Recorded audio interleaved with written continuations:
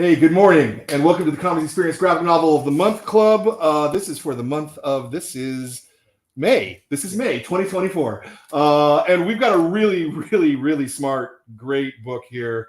The book is Advocate, and we're here with AHN. Welcome. And we've got a studio audience. Yeah! Love it. Hey, buddy, how are you? Good. How are you? I'm doing great, man. Awesome. I'm doing great. I really like this book. It's got a lot of heart and it's got a lot of information and it's really good. You did good, especially for your first graphic novel. So I always ask this question as the first question of all the interviews. I really like this question, and it's why comics? Of all the things that you can be doing creatively. And I'm going to especially ask this in the context of your nonprofit work, right? Where much of the book you're talking about how you're not making any money, there's no money in it. And so you went and you chose pretty much the only art form, which is just a giant time and money suck. So why? So first of all, it's amazing to be here. This is an incredible store. I think you should be very proud, Brian, of what you've built here over 35 years. For myself, what I've thought a lot about comics, maybe one thing that I think everybody can relate to is like we live in a distracted era. Yeah. Like generally, we like doing 2 or 3 things at once. For instance, like you'll be watching Netflix and folding your laundry.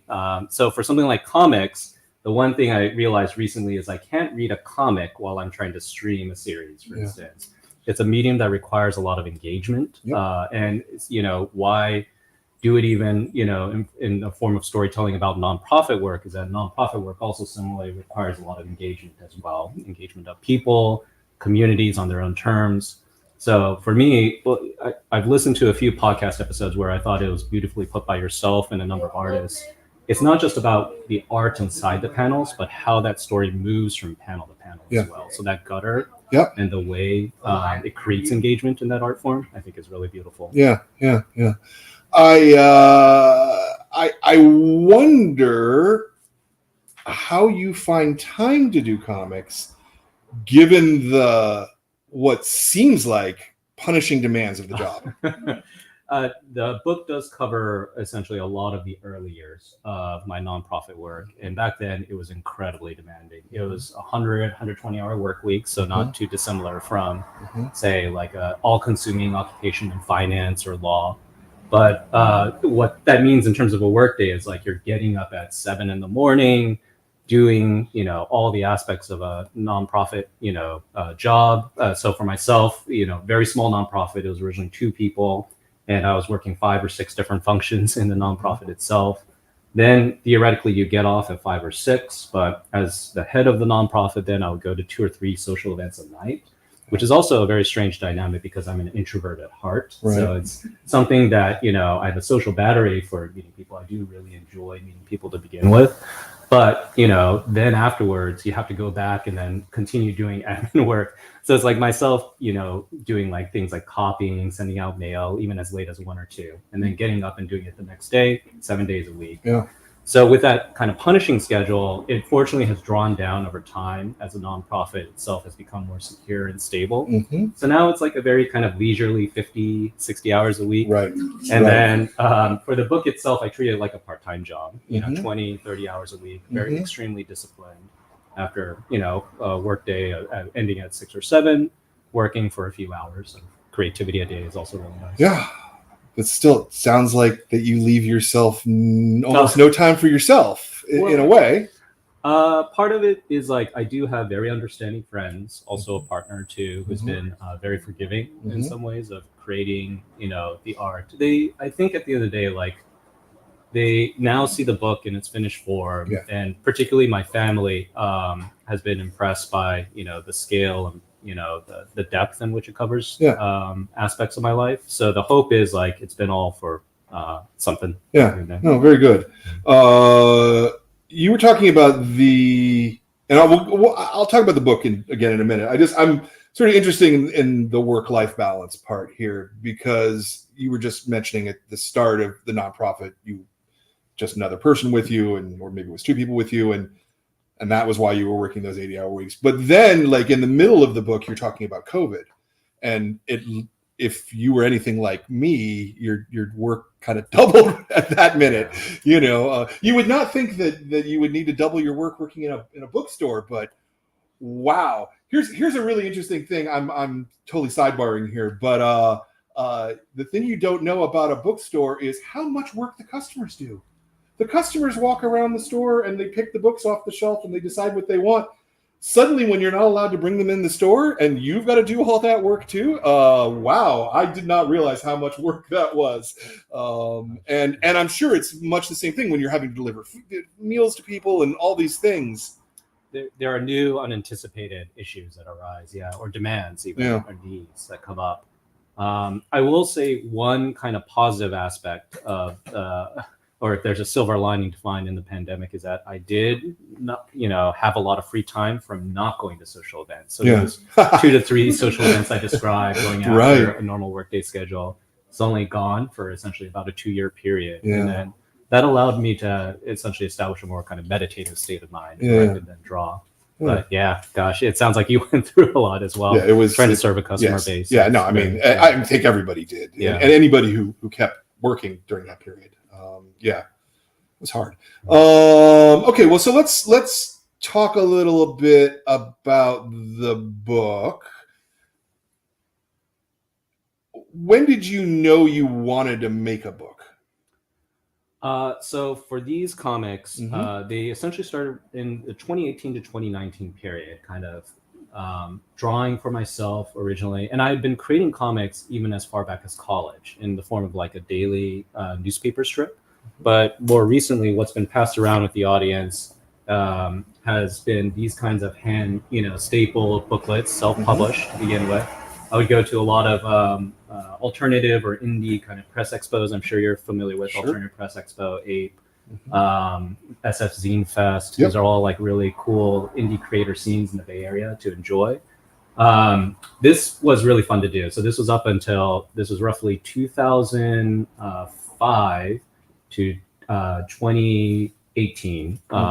So fiction stories, a very different kind of form and feel to it all. So a series of science fiction, short stories about, wishes that change the world. This one was about an angry talking turtle trying to sell coffee across San Francisco and build their own empire.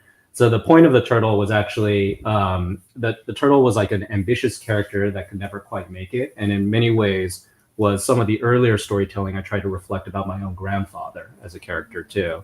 Who's then, in the 2018 autobiographical comics, those pages that I started, I was starting to think about the scope of my life, the nonprofit work that I've done, how it connects with my own family. And that's where I wanted to tell a more directly autobiographical experience.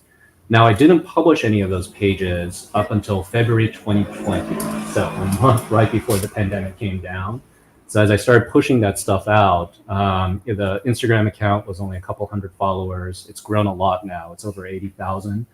And part of it was realizing there is kind of an audience, I guess, for it. I wasn't ever sure, even from that period of 2018 to 2020 of creating these. I thought like, maybe, small indie publisher will pick it up. Right. Fantagraphics is one indie publisher that I really do enjoy. I didn't imagine it would get to the state that it is now. Yeah. The Sidewalk Empire looks like it's mostly sort of 4 and 5 panel strips that have just been rearranged onto a page. Yes. Wish the World is a longer narrative, but still you're 30, maybe 40 pages there, something like that. Yeah. This is 200 and some odd. Yeah. What was the change from you as a creator going from doing something small to doing something as substantial and large as that? What kind of challenges were there? So my original artistic influences were probably along the lines of comic strip cartoonists like Charles Schultz of Peanuts, Bill Watterson of Calvin and Hobbes, which is why the earlier stuff reads more like comic strip format. I've always loved comics too. So there's like a number of artists. I see David Lapham, for instance, of Stray Bullets right there. Jaime Hernandez of Tonta. Like there's a lot of different genres and styles of graphic storytelling to really enjoy to begin with. So that reading a lot of comics itself has pushed me to try to keep on exploring the medium, which is what the science fiction, Wish the World, stories were about. I guess for this, it was originally designed for print. The intent was 10 short stories. Okay. So thinking like, again, like an indie publisher that would be interested in like a collection of short graphic stories. Mm-hmm. Maybe another title to shout out is Optic Nerve, for Mm-hmm. instance, Adrian Tomine, Mm-hmm. and that style of storytelling. But during what I described as like a interesting growth process on social media, what happened was an editor at a publishing house reached out to me cold via email saying like, "Hi, I see you're doing this stuff on Instagram." I think this was roughly 2021, if I remember right. Mm-hmm. And then said, "Have you ever thought about adapting this into a larger, graphic novel or graphic memoir format?" Mm-hmm. And so I was like, "Oh, interesting." And that was like another 6-month process. Mm-hmm. And the good news was it was already designed for print, but in a very different way. So 10 short stories is very different than what has now become like 7 essentially linearly designed chapters, Mm-hmm. and then with a prologue in tow. And then like once that kind of back and forth came about, I finally, had to say at a moment like, "Hey, this has been a really great process to go through directly with the publishing house, but it's typically not how it works. You're supposed to go find an agent first and then pitch a publishing house." So I then requested to the publishing house, "Can you provide me a list of agents that I can work with so that then we can actually have a, signed contract and have a timeline for moving forward?" To their credit, they provided, a list of agents. Mm-hmm. Chad Louisville nowadays is the agent that represents me and has been able to put me on the path that I am now on. And fast forward 3 years later, it's finally out. But it's been a really tough both creative process and publication path to get to this stage, because I think part of it is like the industry is very intricate to begin with. Sure. I don't think it's like, for lay people to just kind of stumble into. And for myself, like I feel very lucky to even have like a finished hardback cover at this point. Yeah. Well, especially from ultimately a company like Panker Manor House, even though it's one of their smaller imprints. 10 Speed's here in the Bay Area, right? Yes. Originally based in Berkeley. As I understand, they grew out of publishing like celebrity chef cookbooks and then started branching out into graphic novels, and then 10 Speed Graphic is their way of spinning out to just a graphic novel specific in print. Yeah, that must have felt really good to have a publisher come to you where you didn't actually have to pitch this book, which was still nascent in your head. Yes, I think so. For me, again, like I was very, very fresh to the process. So I was like, at first I had to worry from the cold email, am I getting catfished here? Am I going to suddenly find myself in like, wherever it is, back in, some foreign country, unsure of like, oh, do I have to put money into an account for an agent to go find me? Where they change you to a drawing board. And you have to draw for 16 hours a day. But no, thank goodness it turned out to be real. And for myself, I've really enjoyed understanding the intersection of commerce and art.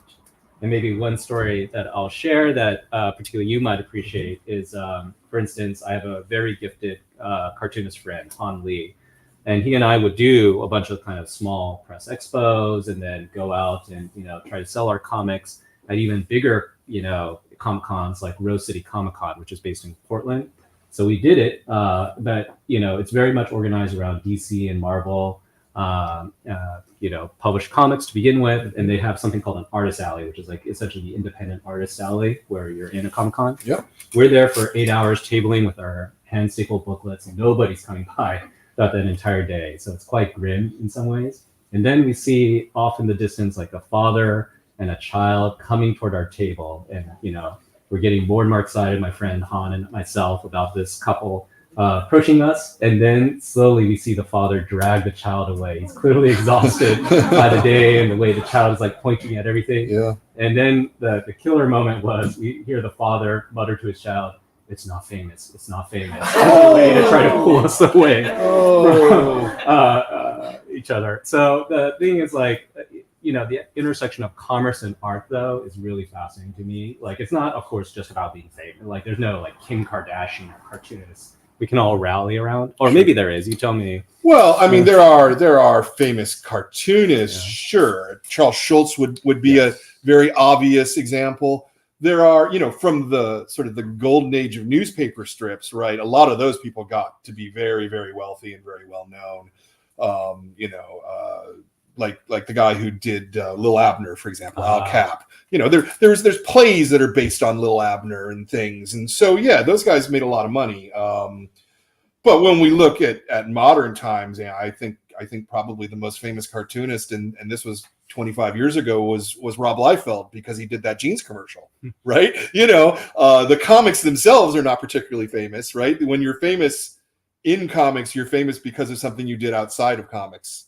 Is a very strange thing. And yet all of the building blocks of culture really are comics. When you look at all of the popular movies and all of the things, it all comes out of a comics background. Even nonfiction comics and even autobiocomics. You know, we can name many examples of movies that went on to be, you know, Ghost World from Dan Clowes. That was not ever meant to be, you know, anything other than a comic. You know, and yet that became a massive movie. Scott Pilgrim. Things like that. So it's not just the Marvel and DC superhero stuff, but also independent things as well. I would also stretch it further back, like old films like Citizen Kane have its kind of roots, forms, and comics, and vice versa. Comics that have also been inspired by movies like that. The framing, the way, the characters are built. Yeah, I mean, you know, and as we sort of halfway mentioned there earlier, you know, comics are very much about the individual panels and then the space between them, and that you as the audience looks at panel 1, reads the words there, looks at panel 2, reads the words there, and you draw a conclusion in your brain about what has happened between those two things. My favorite example is always the Peanuts cartoon where Charlie Brown's running towards the football and Lucy pulls it away. Everybody's seen that cartoon. In fact, Charles Schultz, I think, redid it like 9 times. But if you actually look at it with a sort of a critical eye, you see Charlie running, and you see Lucy having pulled the football. But at no point do you see Lucy pull the football, right? Who pulls the football then? It's you, the audience. The audience is the one who pulls the football in your head, in your imagination. I find that fascinating about this particular form of art. It's really the only form of art that I can think of that can do it in that fashion. And even to make that logical thought jump it requires engagement again on behalf of the audience. So it's a very good observation. Yeah, no, and it's, you know, it's one of the reasons why I find that it's such a great medium for kids who are learning to read, who are reluctant to read, who are scared about words, right? Because they can still follow the story and they can make those connections, and eventually they pick up the words, you know. It's a spectacular art form that everybody should be reading more and more of. I don't know, most of you maybe are here just for Eddie and because of his book, but if you have time today, walk around the store, see what else is there. There's many. There's many genres. You can see all the different genres and all the styles. There's a huge nonfiction section up in front. So it's a pretty cool medium. It's a pretty cool, not just the superhero stuff. Superhero stuff's kind of the smallest part of it. Okay, so you get approached by a publisher who's like, do you want to turn this into a book? You said that you had a notion of how it was going to be 10 short stories, but clearly that changed at some point. Who changed that? Was it you when you started thinking it through, or was it the publisher when you started talking to them? They went, no, that's not a good idea. Or where did that, how did it become this book as opposed to this notion in your head? I will very much credit the editor behind this book, Vedika Khanna, who was a very kind of gentle pusher, nudger to get me to that understanding of an outline of what will become the book.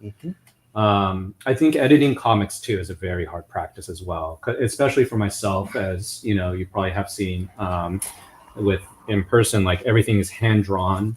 So also like even the board down to the borders themselves, but a lot of it is also maybe me creating like freehand assets and then stitching it afterwards and scanning it into ultimately what is, you know, a put together comic with actual panels. Oh, you might appreciate this Watchmen parody that I've created. But part of it is like understanding that a lot of what's already laid out in terms of the panel layout is predetermined. This is another example. It's not actually you can see it's supposed to be a homage to the famous movie, the jazz movie, Whiplash. Yeah. That has J.K. Simmons, for instance, doing his own thing. But as you can see, like you have to move a story well enough from panel to panel, but also vary the panel sizes too to create a sense of emotion. So you have like the maestro, right, on the top panel that provides ideally as the anchor for the rest of the page. But then like short storytelling beats, color to try to move that story too. And then, kind of like the harshness, hopefully affected by the one-by-one framing that you can see on this layout. So part of it is like with, back to the process of editing comics, thinking through like, hey, I have this layout already envisioned in my mind, but someone also has ideas of how they want to shape the story. Being able to gently nudge one toward a process where, okay, we can take, let's scan from a hand-drawn, but also re-edit it in Photoshop, redraw the borders. So it was a very, very long process, in other words, to get it to a stage where the chapters themselves are very intentionally structured. It's largely linear, but then the colors help create a sense of flashbacks and flash forwards that really organize each chapter around themes of generosity, taking care of one's family, etc. Did you write yourself a prose outline to? It was a brief kind of 2-pager outline, and it was really for the whole book. For the whole book, as a way of just pitching, generally like the publisher, and to get their team on board with, essentially, because it's not just the editor alone at a publishing house. There's a number of other folks in the mix, like a graphic design team. Of course, there's like legal and contracts and whatnot. And then there are layers. It's like any corporation, there are layers of accountability too. But so I've listened to a couple of your podcast episodes of cartoonists that have very different processes as well. And I've been really fascinated by that. Like you can perhaps describe this better than I can. Yeah, there are absolutely cartoonists who literally just start drawing and they lay out the whole book. They haven't done the finished artwork. They haven't gone in and put the details in, but they've done what are called thumbnails. Some artists do thumbnails like literally as small as that for a whole page. This whole book would be shrunk down to thumb size. Basically, that's why they're called thumbnails. But then other people write out screenplays, like literal screenplays. Page 1, panel 1, here's what's happening. Every artist is a little different. Some are visual thinkers. Some are more word brain thinkers, I guess. And so, it's one of the things I find kind of beautiful about comics is that there are a million ways to do them. And every single one of them is right. There is not a wrong way to do comics. As I've mentioned a couple of times, I even know a cartoonist. We interviewed her, Annalie Furmark, who does her colors first. She takes a piece of paper, she puts some watercolors on the page, and then she's like, what does this suggest to me? And that's what I'm going to draw today, which to me is insane. Like, that's literally insane. But that's works for her, and she created a gorgeous long book out of that. That made sense. So, I think that's pretty spectacular. When you were talking about sort of the challenge of editing comics, right?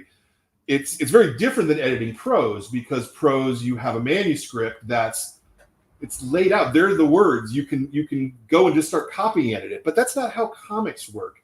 Even if you write an official full screenplay-like script, you still have to then get it out on the page. And then you've got to, as an editor, you've got to edit that part of it too. It's difficult, I think, for a lot of people to really know what the final comic product will look like from the pitch, right? It's not like, again, in a prose book that you have an outline. There's a very specific process that you use to put a prose book out there. So it's very easy for an editor to judge, this person has the professional chops to be able to do this. They've got a good structure, et cetera, et cetera. But that almost never works in comics that way. I've heard of different, like submit a 30-page sampler or 20-page sampler, but even the amount of work it requires to create 20 or 30 pages is also very intense to me. Yep. I think the good news for myself was already I had, at that point, probably like 2 or 3 short stories published on Instagram. Yeah. So they knew a sense of the art when they were looking at it. Yeah. And it wasn't just even that editor. There were other people who were trying to approach me about, hey, have you thought about this as whatever X format? But for me, it was really important to me that Vedika and Chad were really the kind of guardians and in many ways advocates for the book itself, because without their kind of guidance of an industry know-how, I don't think my creativity would have ever kind of gotten a beachhead to go establish itself in the industry. It's very hard to get it from what is essentially, for me myself, like my process is not scripting everything out and then drawing it from page 1 to 100. It's really just tackling it a couple pages at a time and treating it like a puzzle, a greater mosaic too. Interesting.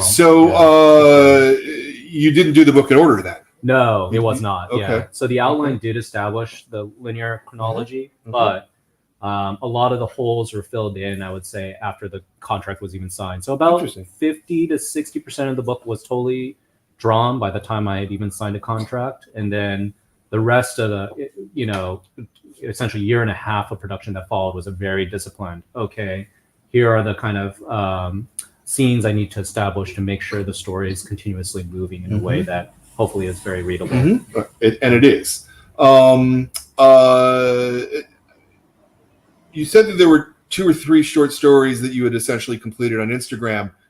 Did you use aspects of those? Are some of them just what was there on Instagram reformatted for the page? Like, which way did that work? Yeah. So again, originally designed for print as short collected stories. I would say roughly 80-90% of what has been on Instagram has been reused for the book. Oh, great. Others I've had to be kind of ruthless and cutting out and being like, it doesn't quite fit into the larger frame narrative that I was hoping for. And then again, like building out certain scenes and characters and trying to figure out, okay, the larger mosaic of characters, how do I make sure everybody feels like they have some due, rather than just kind of like a slow, throwaway character that doesn't reappear like by whatever it is, page 150 or 200. Sure. Kind of Chekhov's gun writ large. Exactly. By the third act, it needs to be fired. Yeah. Exactly. For the stuff that you had already done on Instagram, did you find that you had to go and change any of it as you saw what the scope of the book was and how the whole book structure works? A bit. I think the emotions and themes were largely there. The example that immediately comes to mind that some audience members here might know is the Armani Hustle, which is essentially a story of myself walking along in the Richmond district, not too far from here, where a car approaches me, and then you are essentially tricked into getting into the car by 2 hustlers who then proceed to try to sell you the coats. They will first of all pretend that it's for free, but that's not what it ends up as. Right. But part of it was, I do think there's a fascination online by the hustle itself. And like, in the US too, in our mythology of storytelling, we tend to love the P.T. Barnum type characters who are like hawking, whatever snake oil product they got going on. But for myself, I wanted to make it much more clearly about the family themes and even about the nonprofit work itself.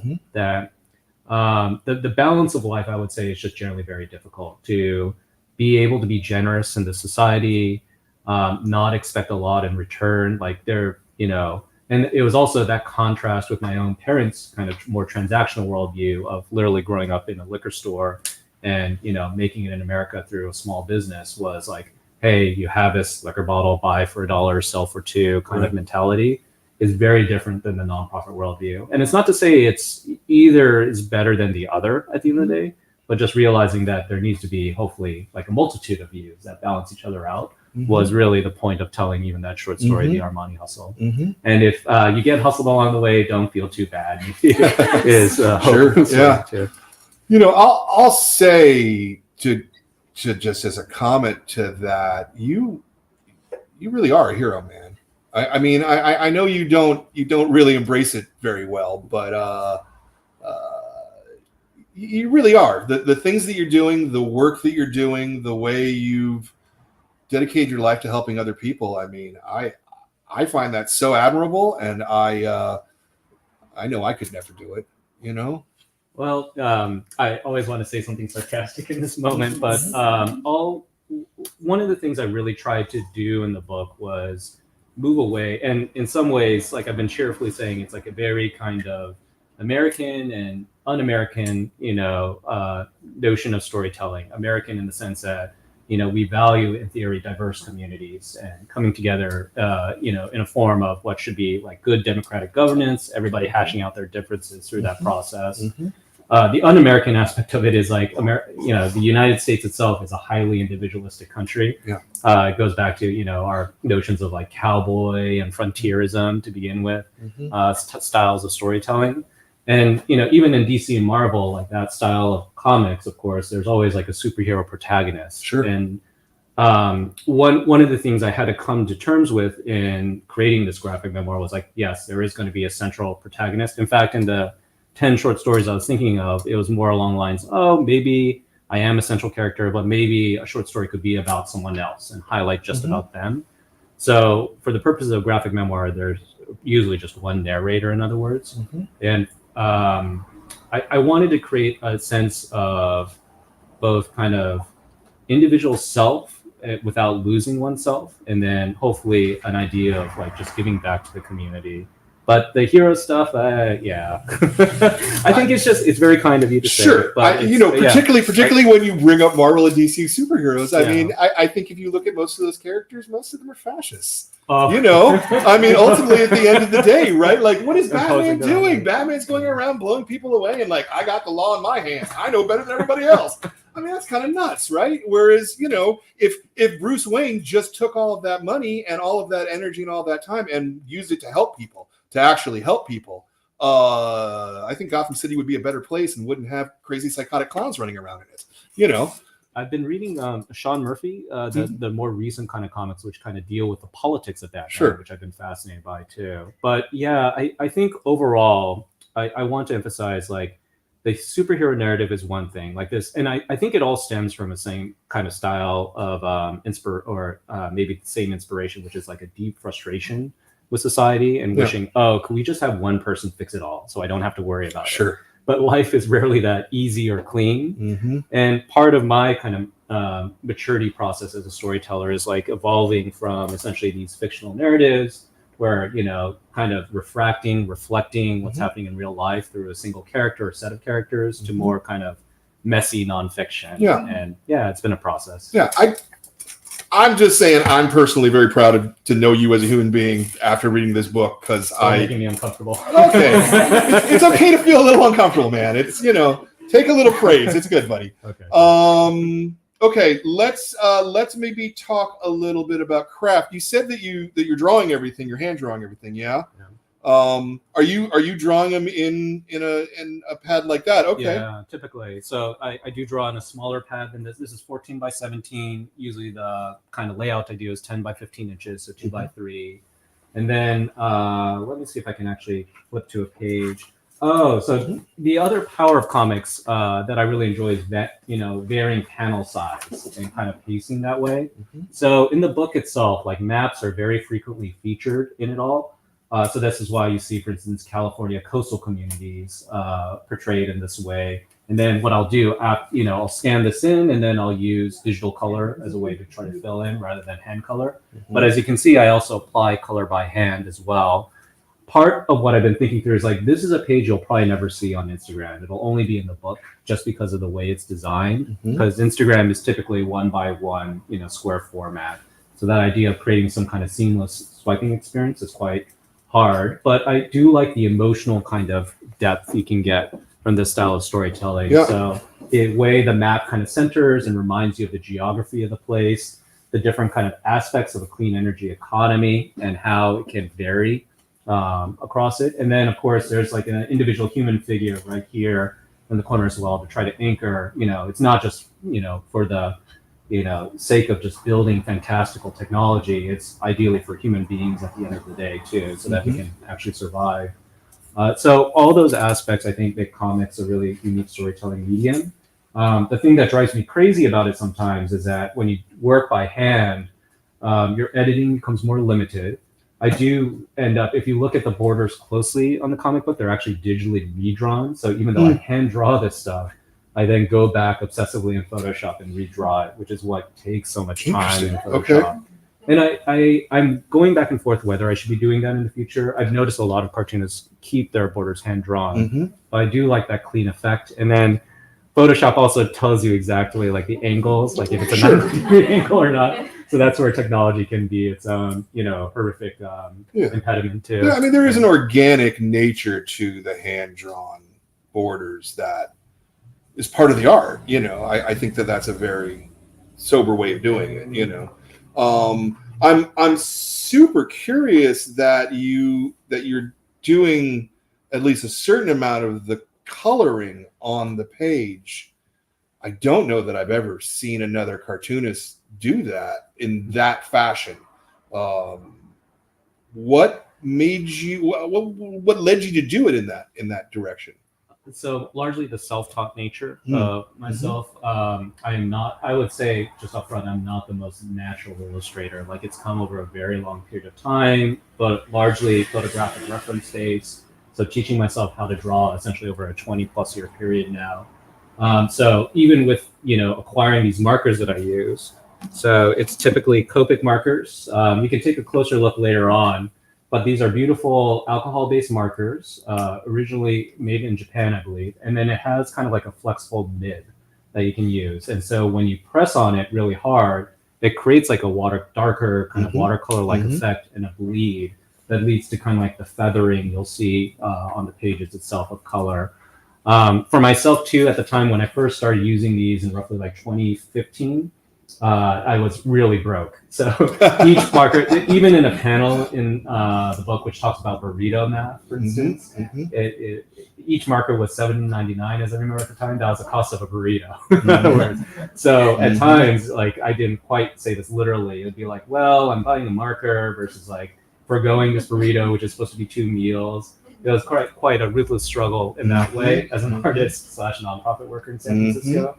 But at the same time, like, it's what forced me to make hard choices too. Like, what colors am I going to prioritize? I built my Copic marker collection. Now it's like a couple hundred markers, but it used to be a very tight, like 10, 20 markers. Right. And I think that kind of process of teaching oneself and having limited resources is what led to the hand colored process you see today. How much did you go and add additional color or change color after this once you're in Photoshop?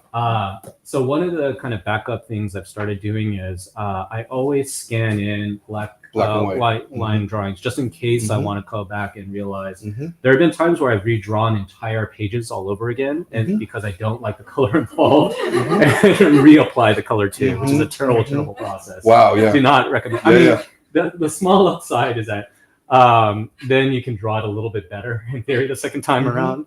But yeah, it's also very laborious, obviously, and sometimes like creatively deadening to do that. So that said, for myself, like I have already thought through the color palette. Even by roughly 2021, I knew certain periods were going to be told in certain colors and moods. So for instance, childhood in the book is symbolized by shades of red. In my mind, like, perhaps the passion of youth to begin with. Green, I was thinking about my own naivete, like early days of innocence right after college, trying to make it throughout law school. And then purple, which is a large part of the center part of the book, is a transitional state. And the purple, color purple, is created by the mixing of blue and red, for instance. So that transitional state is literally symbolized by the theme of the color itself, as well as even like it's all the small things. Like Dr. Jackson, for instance, her the community activist that's cited in the book, her personal favorite color was purple to begin with. So I thought that it all aligned in many ways that were nice and made sense in my head. Sure. No pushback from the publisher of doing it that way? No. Or yeah, okay. I think overall, to their credit, they understood. But the overall kind of vision of the book, there is an aspect of color that makes it more. I mean, it's expensive in any printing process, so maybe they could have preferred it in black and white. But for the story that was meant to be told, I think color made the most sense. The other thing I want to ask, and I'm not an artist, but I really have to wonder, in a spiral bound notebook like that, doesn't the binding get in your way when you're on the left hand side of the page as you're drawing? I always try to leave a bit of a margin for that scanning bed to begin with, but it's usually not a problem. Yes, I sometimes pick up the metallic edges, and I think it does shift the color a little bit. Yeah, but I was just meant in terms of your drawing arm that you're. Oh, that it blocks it physically. Right. Yeah. I don't know. I've become used to discomfort over time. Well, nonprofit. I understand. I understand. Fascinating. Okay. I love that. There's a story I've always liked about Charles Schultz of Peanuts, who himself, he developed a hand trimmer later on in life, and he would literally brace himself around his desk drawing. So I think in some ways, like if you have to really love comics to do it. I think that's part of it. And for myself, small price to pay to create this. No, it's all good. I'm just wondering because again, I've never encountered someone who's done it in a wire bound book like that. Almost everybody does it on a drawing table, or they do it on an iPad. That's sort of the two manners that people do it. I'm very proud to have upgraded. By the way, I used to draw on my bed hunched over, like that. That was terrible. So about 5 years ago, I finally have a drawing desk. Oh, nice. Nice. But you're still using the book. Yeah, the book. I love it. That's cool. So all of your original artwork is in these, but maybe not in sequential order, so you don't have. Oh, that's fascinating. Yeah. So part of it is stitched together after the fact too. Yeah. But this is for people who are curious. B Paper Company is typically the paper I use. Has a nice tooth to it, and kind of it's holds up well against the Copic markers. So through an iteration process, I've landed on this as a spiral sketchbook. Yeah, I love that. I think that's really cool. You do a pencil stage as well? Yes. Actually, let's even back up. You do thumbnails? No, I typically do not do thumbnails. It's usually in my head to some degree. Again, typically I work with a 2x3 format, so I understand it to be 10 by 15 inches. I have a loose sense of sometimes for very complicated scenes that I know that are going to stretch on for like whatever it is, maybe 3 to 6 pages. Sure. I might thumb out like a page or two, but usually the joy for me is figuring it out as I go along. I do think Instagram too has installed some discipline on me as a storyteller as well, because even if you look at kind of this format, which is essentially 6 square panels, this in many ways is just like a third of the page cut up to be scrolled between photo 1 to photo 2, photo 3 to photo 4, photo 5 to photo 6 on Instagram post itself. The thing I always wanted to avoid though was strictly designing comics for Instagram, because at the end of the day, I do think it's very limiting unto itself. But again, working with what you have and then understanding, I think again, the challenge in comics is not just the art and the panels themselves, but how to move that story quickly enough so that the audience stays engaged. I mean, that's one of the reasons why I was asking about thumbnails, because that sort of gives you, sort of that 360-degree view. 10,000-foot view is probably what I wanted to say there. But to be able to see it from the distance and to go, oh, I see how this flows as an object rather than being in the sort of the woods of the individual panels. I would say where it's been most helpful is when I'm varying panel sizes. So if I know I'm going to tell that complicated page I showed earlier, or want to center something on a different theme, perhaps maybe it's around geography or complicated concept. Yeah, I mean, how much are you considering how the eye tracks the sequence of panels in a page? All the time. American comics, of course, is different than Japanese manga too, in the order in which it's read. In the pacing of it too is something I think a lot about. So maybe to cite some Japanese manga influences too are like Katsuhiro Otomo's Akira, a science fiction masterpiece, which actually has some direct pages as like an homage to it. Taiyo Matsumoto is like another kind of very unique Japanese manga artist, Tenkan Concrete, number 5. So it's kind of like a more European-inspired style of storytelling, I would say. And European comics, too, are very different as well, something I've always appreciated and has informed the way I pace stories and lay out the page, too. Yeah.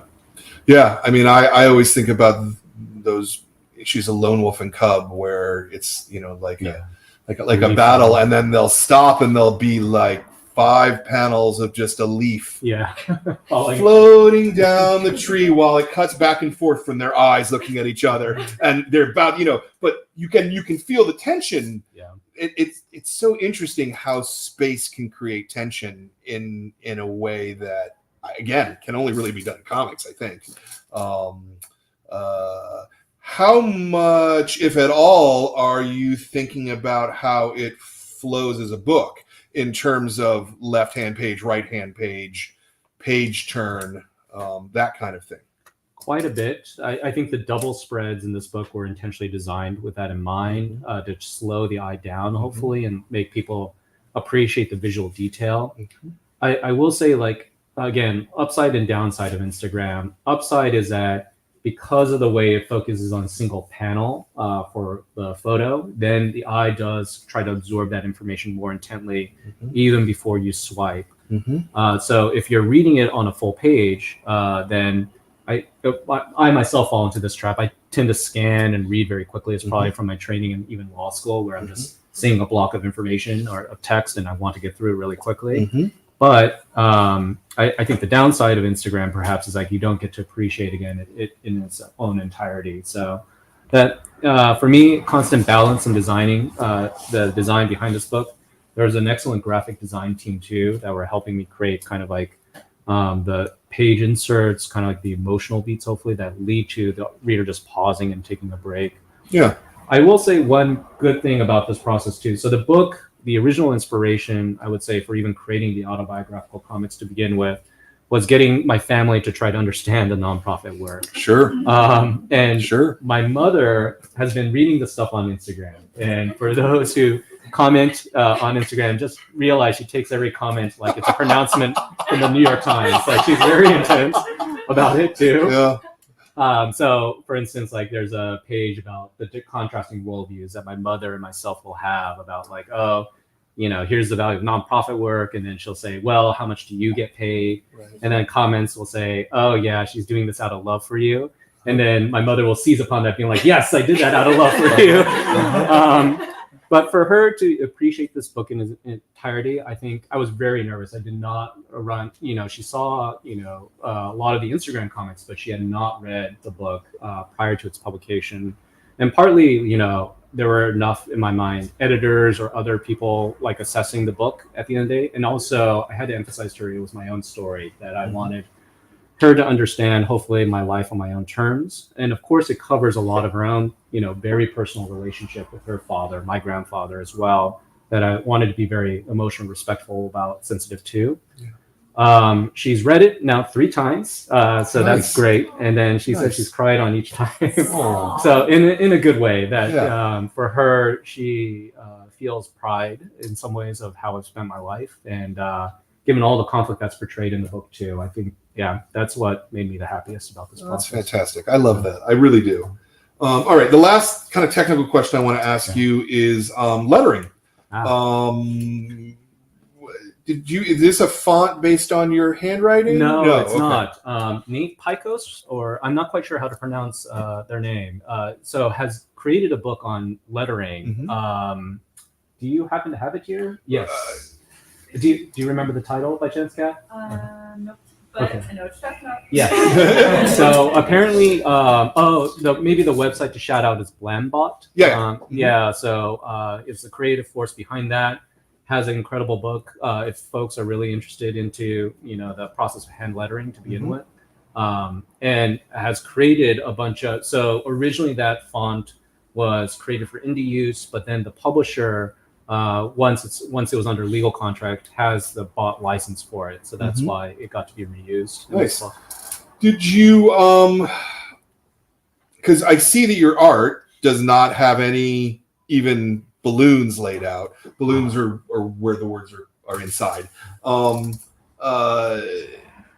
Did you have any struggle with, I've overwritten for what I've shown here and what I need to say, or I've way underwritten, like it doesn't fit right into the art at the end of the day? So this is also part of the puzzle making process Yeah. that was involved. I actually created all the speech bubbles myself through Adobe Illustrator. I didn't even know how to use Adobe Illustrator even 2 or 3 years ago.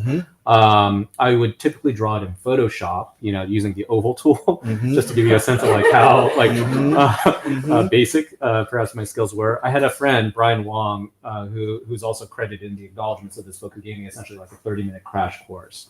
And over a long period of time, I taught myself how to draw speech bubbles better and better, which is why it looks kind of wonky, in the earlier pages of the book, and looks a little bit better by the end of it all. But in that speech bubble creation was always a sense of like negative space and how much did I want to really block, for instance, even. I always, in each panel when it's drawn, I try to create some amount of space to allow for speech bubbles even to begin with. But, a lot of times there's just not enough, or maybe I misjudged that space to begin with. So I do think it's a nice part of the writing process. Like each page goes through conservatively like 2 or 3 rewrites.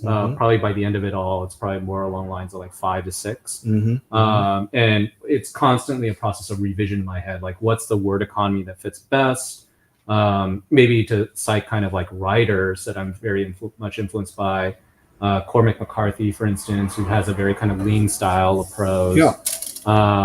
There's all sorts of like a crime noir generally as a genre too, I think has informed a lot of what I do. Maybe a cartoonist to shout out is Darwin Cook of the Parker series.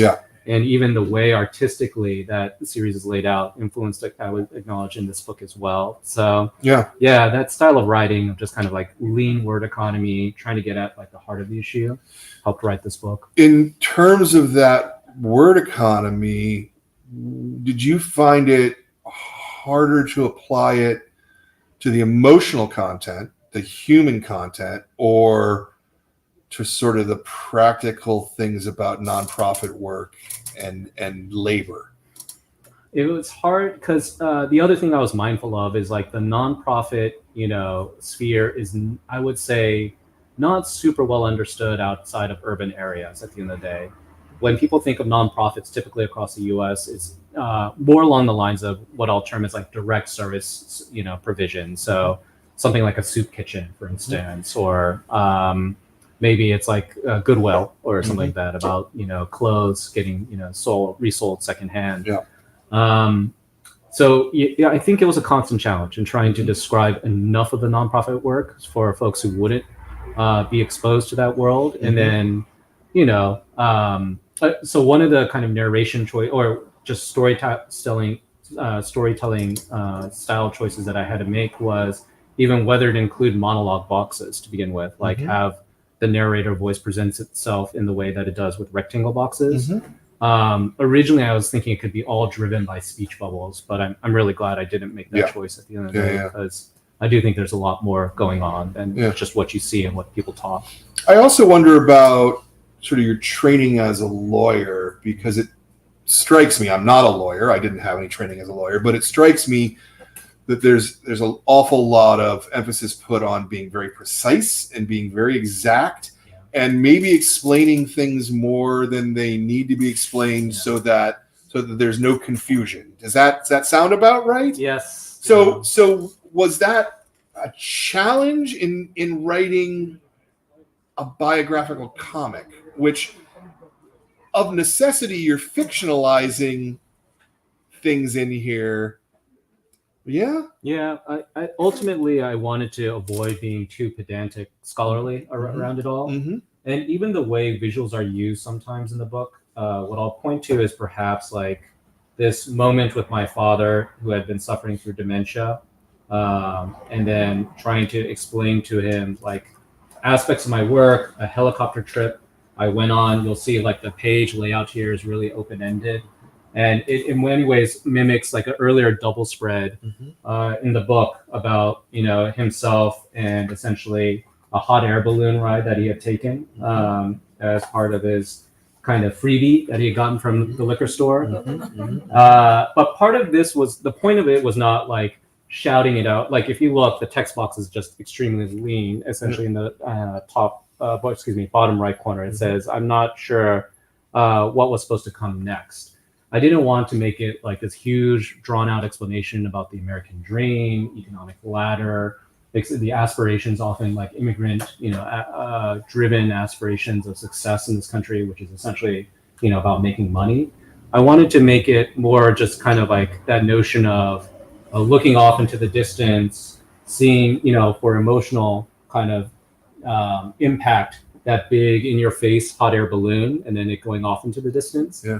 And visually mimicking that again with the, the helicopter itself, and maybe making it a parallel to my own life too. Like I think my life, in some ways, has meaning, but maybe also as a self-reflection, not as much meaning as I would hope it to have as well. And certainly my parents perceive it differently. So just understanding that there are different worldviews out there Sure. has been part, the joy of just visually representing stuff without necessarily having to write it all out. Yeah, I hear you. I've got all kinds of questions more that I could be asking about the politics and nonprofits and things like that. But I would actually like to turn to the audience at this point and see if you guys have any questions for Eddie. I'm sure he'd be happy to answer them if anybody has anything. Or maybe you're all too shy and just don't want to say anything. There are also donuts you can all on too. Please. Hi, my name is Lisa. Thank you so much for coming here today. It's been so much about your process. My question is sort of about like the act of like reflecting on your life, sort of like self-reflection process that's involved with creating a comic about your life. I was sort of wondering like if you encountered any challenges about that, considering that like some of the narratives that are mentioned in the book are like probably still like ongoing in your own life right now. But was the question at its core then about reflection, or Yeah, like what was that self-reflection process like, and how did you sort of like synthesize that into your narrative? I would say cartooning itself is such a time-intensive craft that in some ways, like, as even I'm drawing, I'm thinking about, is this the right kind of emotion I want to hit? The framing of each panel and the perspective in which even I use that. I love cinematography to begin with, like different types of storytelling through movies, and how the camera is positioned even with the characters. It can tell you a lot about the emotions involved in a scene and that self-reflection involved in it too. For myself, like I thought through as I kept on drawing more and more pages, hopefully creating a sense of enough distance, but enough kind of, personal.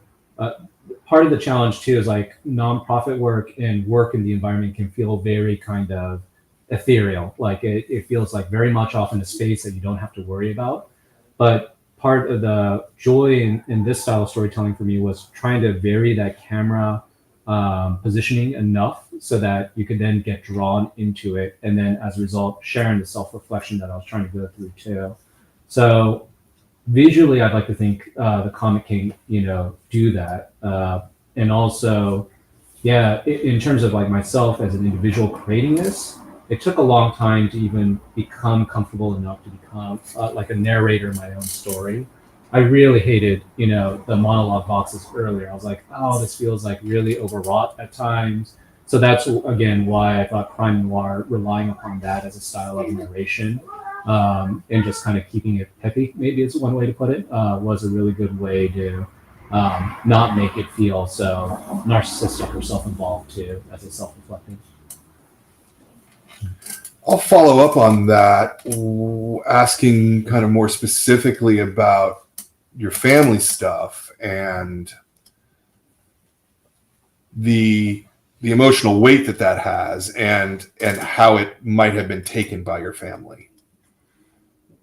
Was that a challenge for you of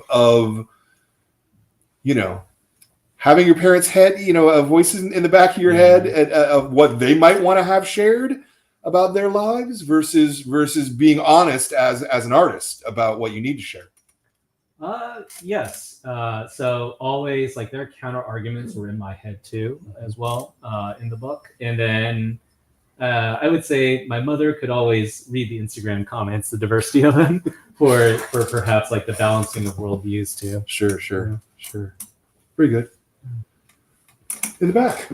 Hello, my name is Victor. Thanks for coming. I just have a question about, has writing this book changed how you view your own life, or how has it like impacted you? the book tour has been a really fantastic process to go through. For me, even as the Instagram audience grew, I wasn't quite sure who was following it over time because they might as well be bots, unless no, seriously, unless I see you in person. For me, like, it just doesn't feel like a real metric in some ways until I actually get to talk to someone about their own lives. I think the one thing that has kept me in nonprofit work is my deep curiosity about people. Like, I do really find fascinating, like, the different stories I come across and different needs, and the creativity involved in trying to address different needs is really part of the joy in my work.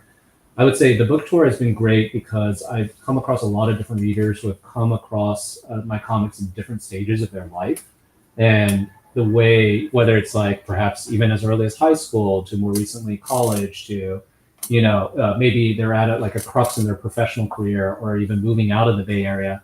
There's all these fascinating stories I have that have made me reflect on, like, should I be doing the same thing myself over and over?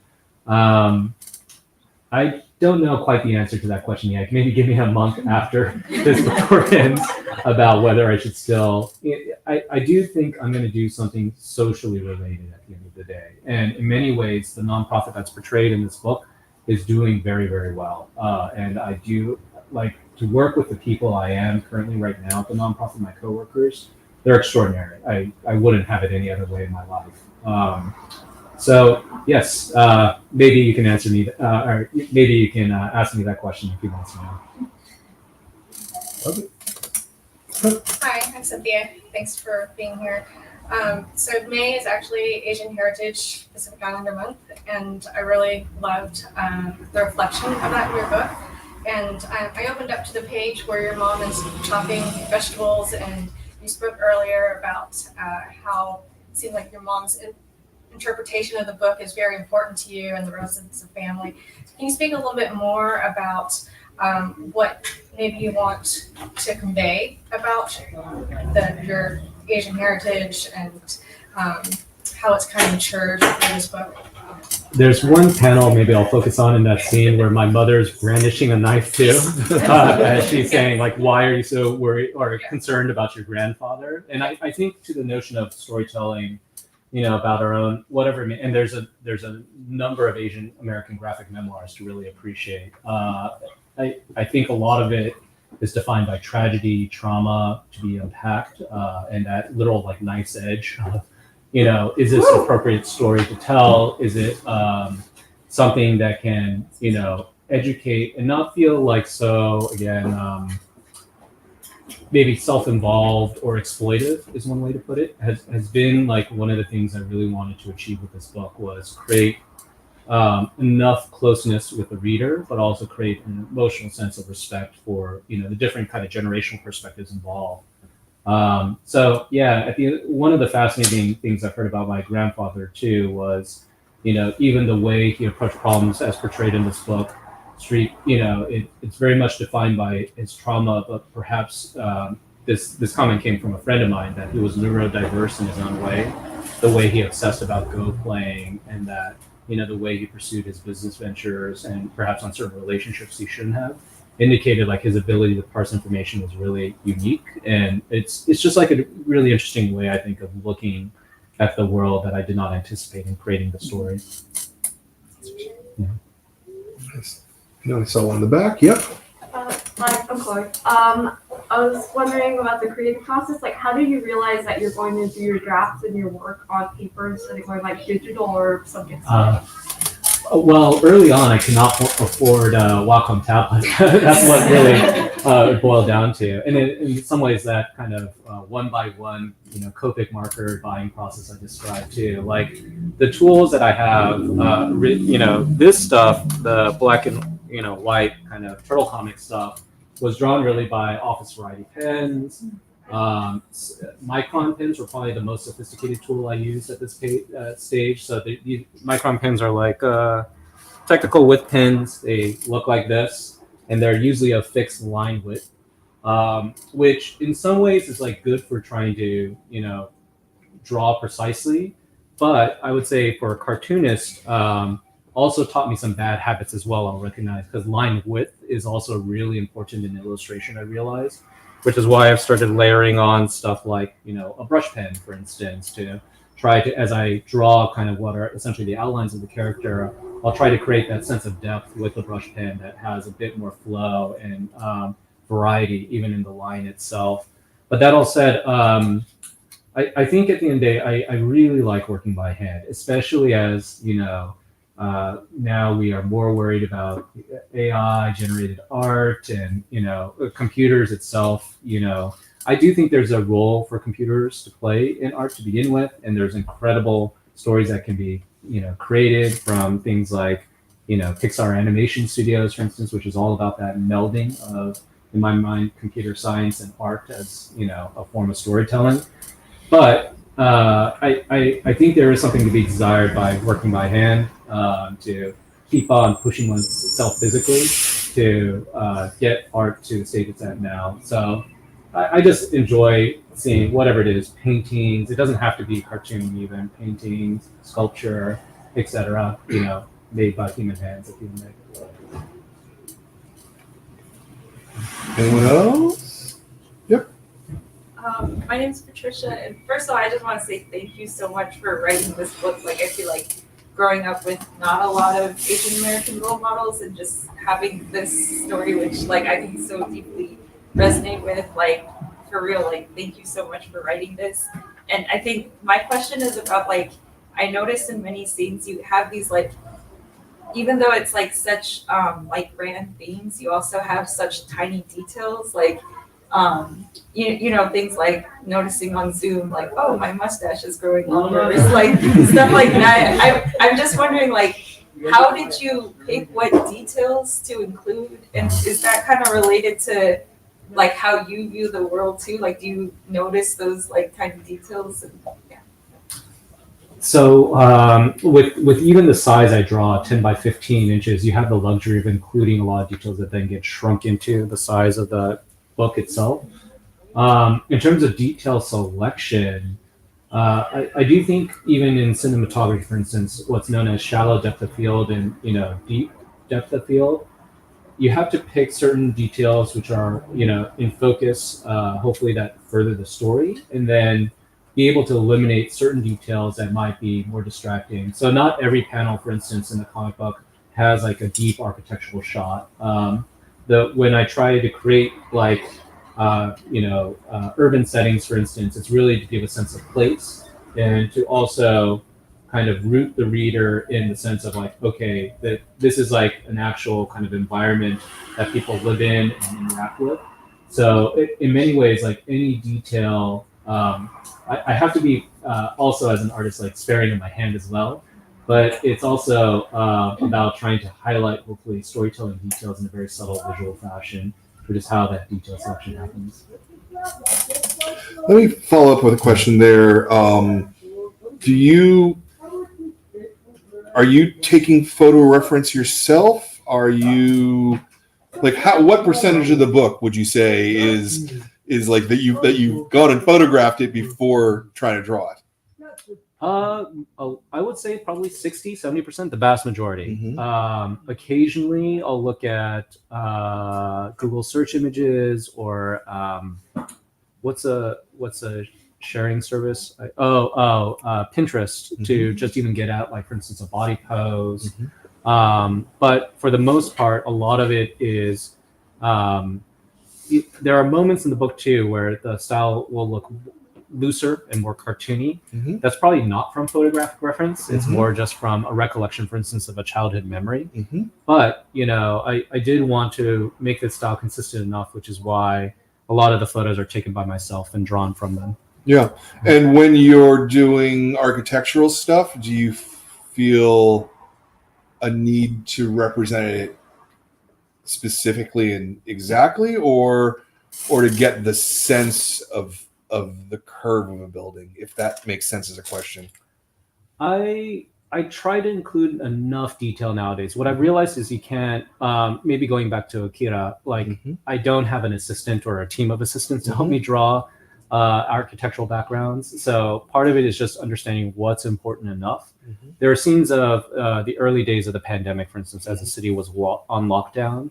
where because again I wasn't going to multiple social events at night, I had the infinite amount of time to draw those scenes. Yeah. But part of it is also realizing like I think the beauty of cartooning is like you don't need to communicate every single visual detail, even getting enough of a sense to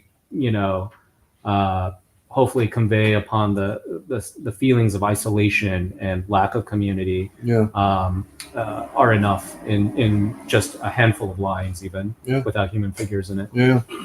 I mean, I knew where things were taking place almost all the time, but that's because I live here, and it's like I know that bill. I've seen that, but I know that one. Yeah. So that's pretty cool. Anything else from anybody else? Come on, Kat. Question. Hi. Glad you're here, Eddie. So in your book, you go over a lot of sort of the obstacles that you came across in life and nonprofit work, kind of just like having a physical experience that, didn't do anything wrong, just this happens, seeing your parents age, living in the city for so long through so many different seasons of the city as time grows and grows. My question is, how the heck do you stay positive? How do you recenter yourself? Are you in a fight club? What are some things that help you just sort of remind yourself? Are you an optimist? I would say yes. I think the short answer to your question is I do think I'm an optimist at my core, but I do have cynical strains too that show in the story itself. And the last few years I would say have been tough for everybody. Going through the pandemic, wildfires, what seems to be more and more extreme kind of events happening in our day-to-day that, up is down, black is white, kind of. Your worldview gets topsy-turvy, in other words, even in the kind of relentless news that we have to consume day-to-day. I would say, again, meeting people in person, being able to share like small moments together. My friends do center me. I'm very glad for both the space that they give me to create this book, and even afterwards, as it has come out on tour, celebrate it. I just try to take joy in all those small moments of connection. Even meeting folks here today has been really joyful too. That to be able to connect with not just people through a device on Instagram, I think is part of what keeps me propelled going forward in a way that doesn't make me all just kind of weirdly hunched over a phone, hoping that my follower count is going up. I do think there is kind of a treadmill you can get on social media or just technology generally that's deeply isolating. So yeah, I would say as long as I can keep on meeting people, and it doesn't have to be the most incredibly morally upright people either. I would say like if I meet those hustlers again from the Armani hustle, maybe there's something fun I could play along with them and be like, I got you. Do you want a cup of coffee or something? And then deconstruct like how the hustle, how they even got into the hustle would be a fascinating story to begin with. But I do think again, I am a positive person to begin with. I do believe in that. I'm an optimist, but also that curiosity about life hopefully will keep me going on for some time. How do you keep yourself in the nonprofit world from not despairing when things don't change fast enough? Because it seems to me that's the biggest problem, that you have to. You had a whole series of pages in here about it's like growing a plant. Yeah. But even then, sometimes the plant at the end of the day doesn't actually grow or blossom or do the thing that it needs to do. And you've put all this energy and time into doing that. I actually found it kind of interesting that you were like, oh, it's like making a garden. And then you showed them eating the food, but then the food's gone, right? Like, consumed. Yeah, right. And so I wonder about that challenge, particularly related to a city like San Francisco, which has so many incredibly wealthy people who I would say from the tech background really are only focused on their own thing and don't actually give a shit about the rest of us. I put words in your mouth maybe there, but it's where I'm coming from as my own thing. I would say overall, there's an ecosystem in which we all operate, and people have their own motivations, their own kind of backgrounds for why they do what they do. a lot of my work is not necessarily about imposing my own individual worldview upon others, other communities. It's really trying to meet people on their own terms, and serve their own needs. I would say to the notion of like the world not moving fast enough, I do think when it comes to something like climate change, a lot of people focus on the scale of climate change, like, oh, this is a devastating worldwide phenomenon. But they also nowadays are, I would say, starting but not quite realizing the timing of it all too. That it's happening now, that it's accelerating in a way that we may not get to the solutions close enough in time. That's grim to contemplate. But part of it is like, well, let's game out the worst case scenario. We don't get there in time to do whatever, curb GHG emissions by X percentage so that the climate isn't in the screwed up way that it is. Are there ways we can adapt and then channel our resources so that hopefully it's not such a catastrophic scenario? So a lot of it is also about responding to the moment, the here and the now, and realizing it's not quite working in the way that we wanted to, but is there other ways that we can collaborate and work together? I do think it's a good thing that we have democratic processes to begin with and very different worldviews. So ideally in all that kind of process, we are kind of working toward ultimately what's a better compromise or solution. And maybe to reflect on art itself too, I think of art as constantly a process of failing upward, that, it's a series of mistakes that I've made over a very long period of time. If you look at the earlier comics that I've done, they're very different than the book that's today. And that a lot of people compliment me on the art nowadays. And what I want to emphasize to them is that, hey, it's not just this moment now, but it's actually the accumulation of all the 20 plus years of drawing that finally, and all those mistakes that I've made, able to get it to a good enough state. Yeah, I think I just worry as a citizen that demagoguery seems to have more of an impact on people than actual facts or logic, right? Like I think about, one of our mayor candidates is all about like, let's put in more cameras so we can record people, catch them doing bad things, and then we can lock them up. And I mean, I get why he's thinking that, right? But I actually think that's the opposite of how you're ever going to solve any of the problems that he's talking about, right? Because the problems are in the community where people don't have resources, and so that's why they turn to crime. Not because they're bad people, not because they need to be locked up, right? And it just strikes me as a very backwards way of thinking about it. And I just wonder how you feel through the view of a nonprofit lens, how we can address that as a society. I tend to bucket it in terms of long-term and short-term sets of issues. And a lot of what my nonprofit has been working on ideally has been long-term kind of structural solutions and short-term addressing of needs, which is why things like food delivery, for instance, are covered in the way that it is.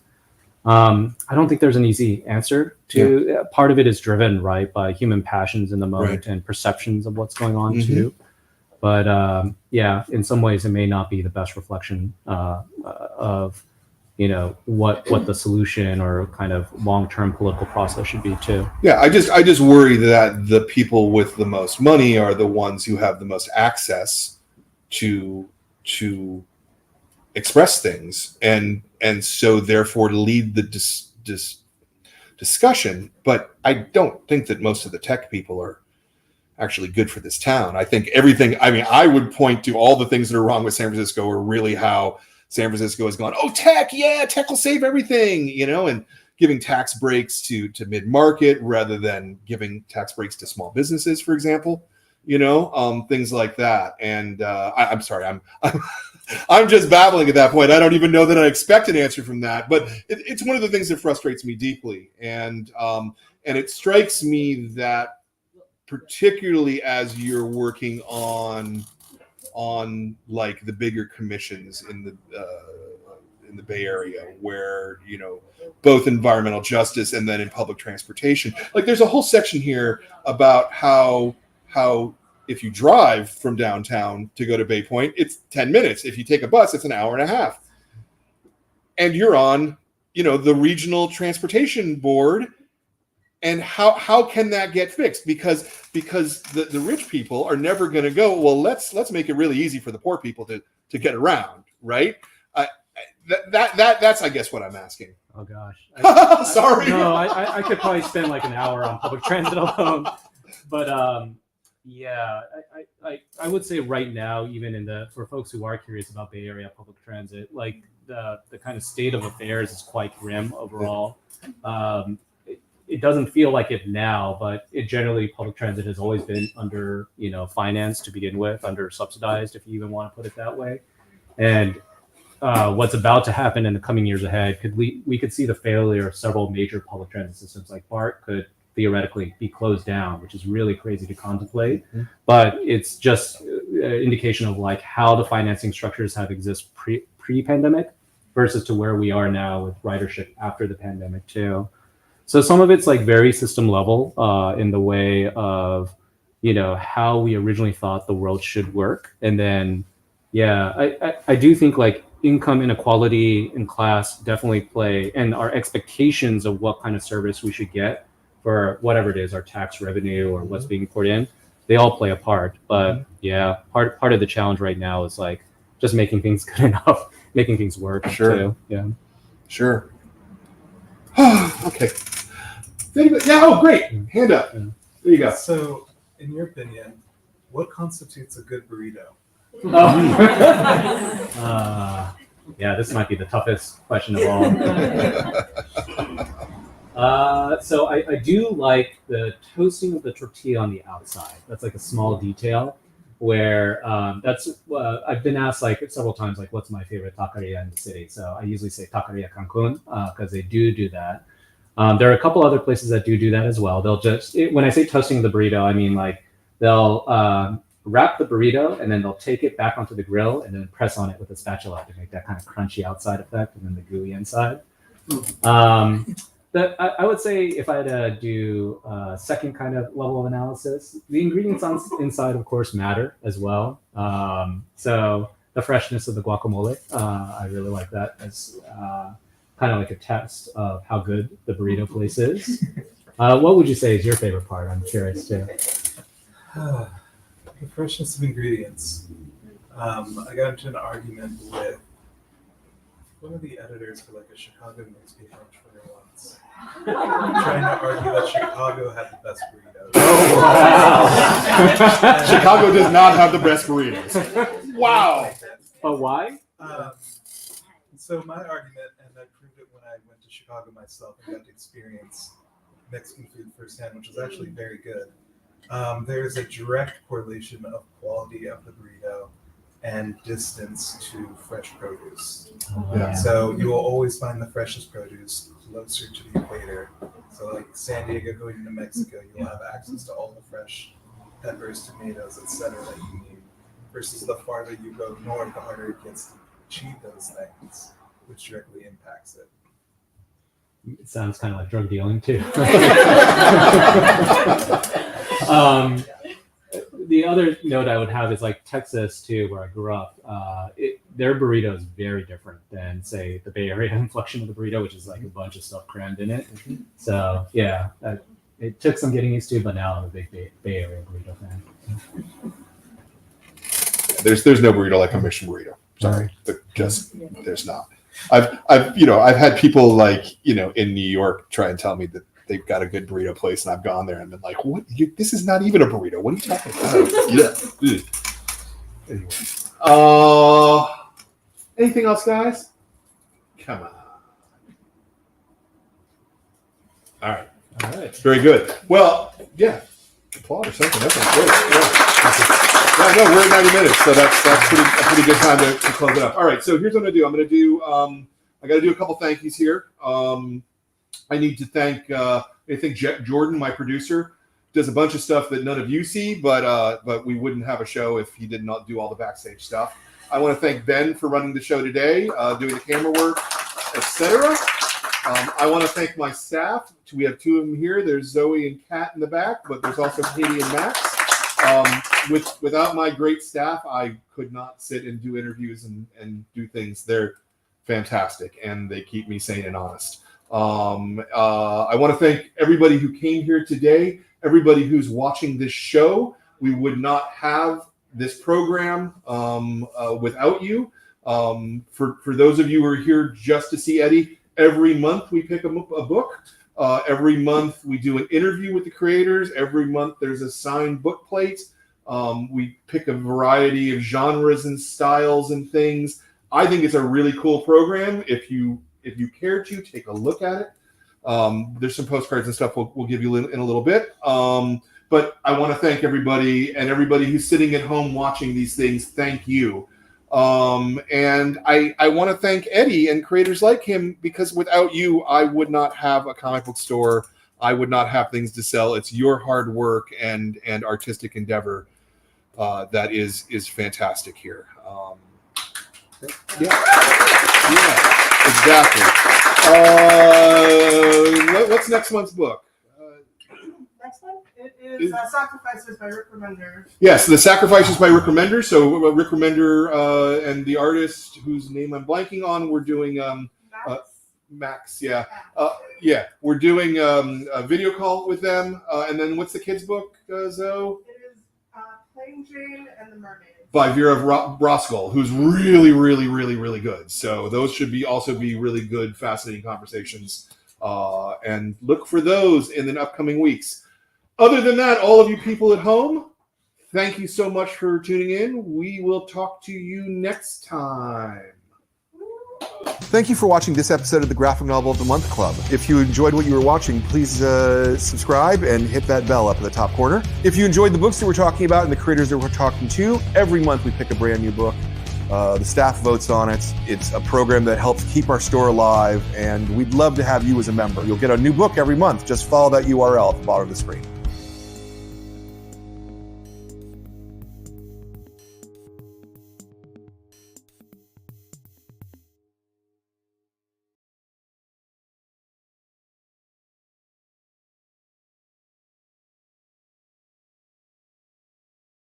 Sounds good.